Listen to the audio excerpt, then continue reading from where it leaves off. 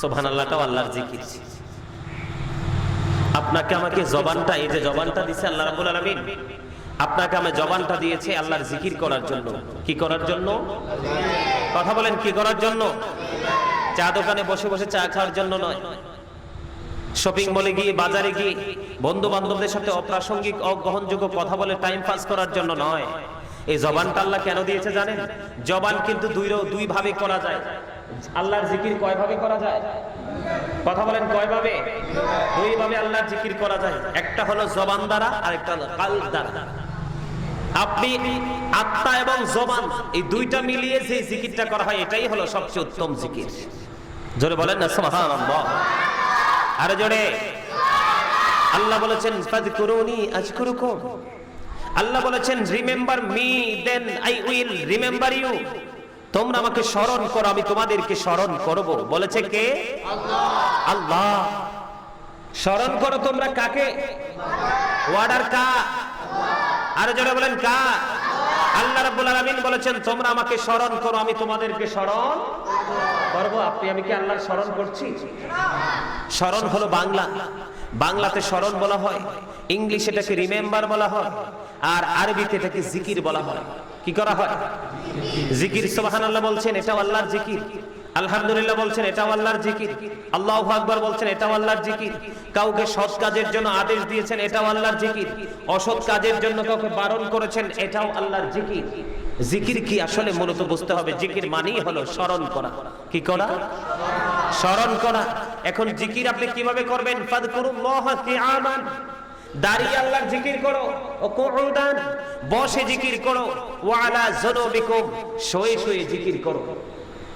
আপনি যেই কন্ডিশনে আপনি থাকেন না কেন, সেই অবস্থাতে, যে অবস্থাতে থাকেন না কেন, সেই অবস্থাতেই আপনি আল্লাহর জিকির করতে পারবেন। এটা আল্লাহ রাব্বুল আলামিন আমাদের জন্য একেবারে ইজি করে দিয়েছেন, সহজ করে দিয়েছেন। জোরে জোরে বলুন না সুবহানাল্লাহ। আরে জোরে।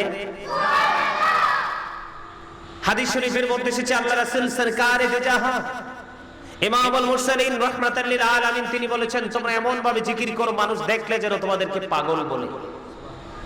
সুবহানাল্লাহ। আজকে সেই জিকির কি আমরা করি? একজন জিকির করলে আরেকজন, একজনকে নিয়ে আরেকজন তামাশা করি, আমরা উপহাস করি। সম্মানিত উপস্থিতি, আমাদেরকে এগুলো কি করতে হবে? মাথায় রাখতে হবে। কি করতে হবে? আর জোরে।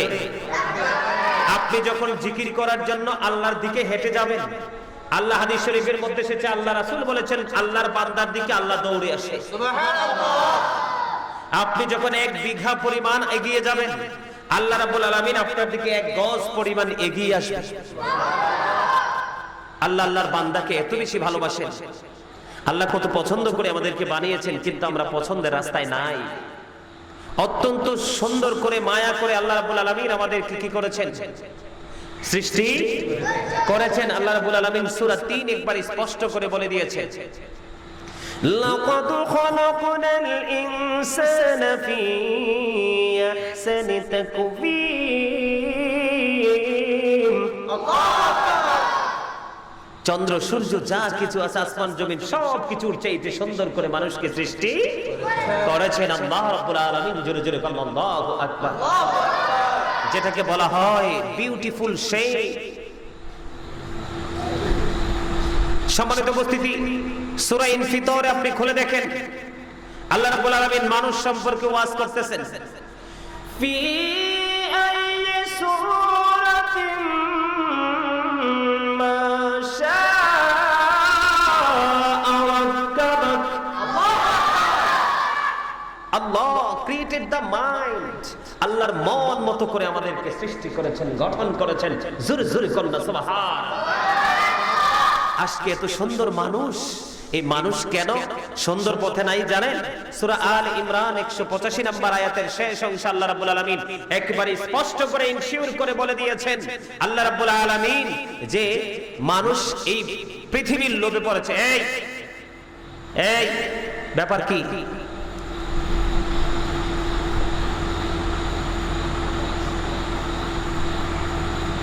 পৃথিবীতে সবার চোখ পাখি দিলেও পিতামাতার চোখ কখনো সন্তান ফাঁকি দিতে পারে না। আরেকটা জায়গায় স্টুডেন্ট ফাঁকি দিতে পারে না। এখানে টিচার আছে, আমিও দীর্ঘদিন টিচিং প্রফেশনে ছিলাম, অনেক স্টুডেন্টদেরকে টিচিং দিয়েছি। এখন এই এক জগতে আসার পরে ওইদিকে এখানে মাঠে টিচিং দেই তৃণমূল পর্যায়ের মানুষের কাছে দিন প্রচার করার জন্য। আমি তোমাদেরকে বলছি, যদি আলোচনা ভালো লাগে আলোচনা শুনবে। আমার কথা হলো, জান্নাতের বাগানে বসলে আদবের সাথে বসতে হবে, জবানটাকে বন্ধ রাখতে হবে, হৃদয়টাকে ওয়াজের দিকে উজাড় করে দিতে হবে। স্টপ ইউর মাউথ এভরিবডি, সকলের জবানকে বন্ধ রাখতে হবে। সেকেন্ড কন্ডিশন হলো you listening my lecture very attentively, সবাই আমার কথা মন দিয়ে শুনতে হবে। থার্ড কন্ডিশন হলো, যদি ভালো না লাগে I say go to your seat out of sight. কারণ সব মুসলমান জান্নাতি হবে না। শুধু নামে দাড়ি টুপি পাগড়ি থাকলেই যে মুসলমান, নামাজ পড়লেই যে মুসলমান, এমনটি নয়। ৭৩টা দলে বিভক্ত করেছেন আল্লাহ মুসলমানকে, আমরা না। কয়টা দল? এর মধ্যে ৭২টা দলে যাবে জাহান্নামে, আর একটা দল মাত্র জান্নাতে যাবে। সেই দলটা হলো আহলে সুন্নাহ ওয়াল জামাত ইজ দা বেস্ট পার্টি। শ্রেষ্ঠ দল হলো আহলে সুন্নাত ওয়াল জামাত। রাসূল বলেছেন, মা আনা আলাইহি ওয়া আসহাবি, যারা আমাকে এবং আমার সাহাবায়ে কেরামদের অনুসরণ অনুকরণ করবে, ওই দলটাই যাবে জান্নাতে। হিসাব করতে হবে।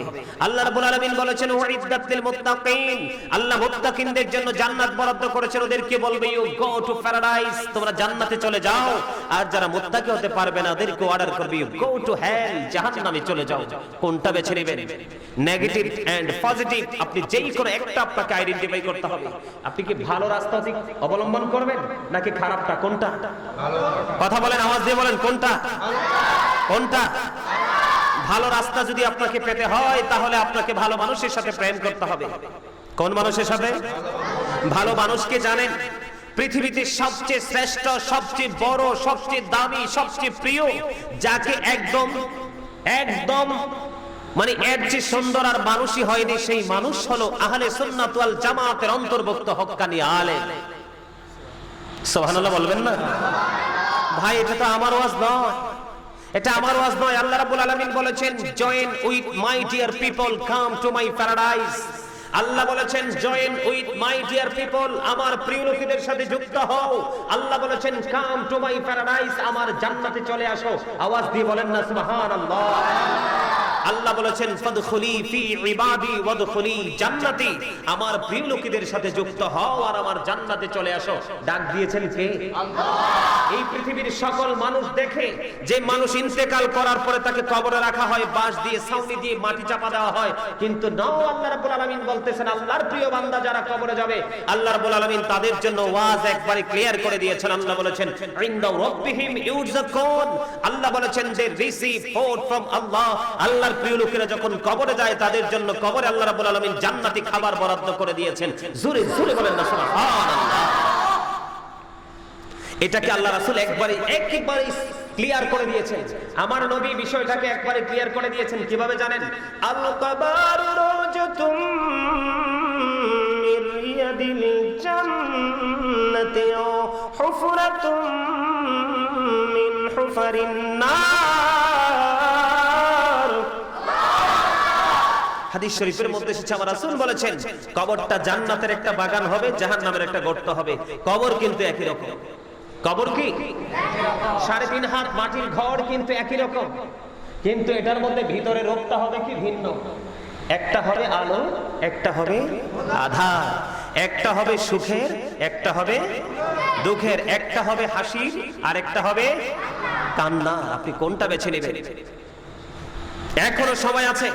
আপনি ডাক্তারের সাথে প্রেম করেন, ইঞ্জিনিয়ারের সাথে প্রেম করেন, আপনি বড় বড় ভিআইপি পারসনদের সাথে প্রেম করেন, অসুবিধা নাই। কিন্তু একটা বন্ধু আপনি আপনার জীবনে বেছে নেন, সেটা হলো একজন হক্কানি আলেম, অন্যথায় একজন আল্লাহর প্রিয় বন্ধু, একজন আল্লাহর ওলি।